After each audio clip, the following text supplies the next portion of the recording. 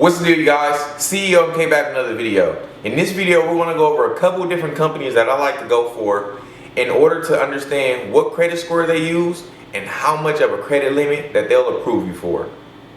Number one, Barclays Apple Rewards Card. They're going to pull your Experian report. They're at least looking for a 720 credit score, and you'll at least get approved for a $3,500 limit.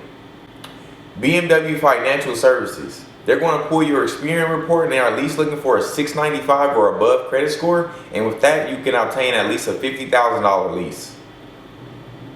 Capital One Venture Card. This is a good card to obtain if you're looking to add authorized users and make good money from your good credit.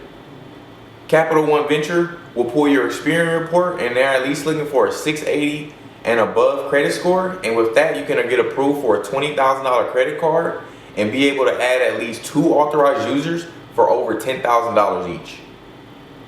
Chase Inc. Bold.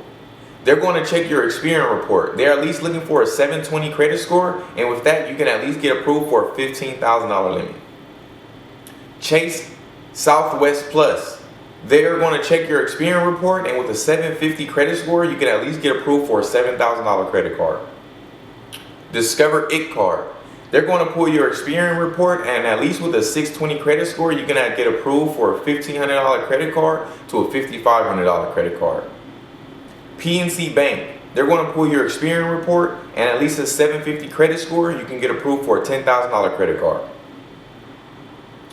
Last card we're going to say is the NASA Visa Platinum Cash Reward Card. With that, they're going to pull your Experian report. You at least need a 735 credit score, and they'll approve you for a $20,000 credit card limit.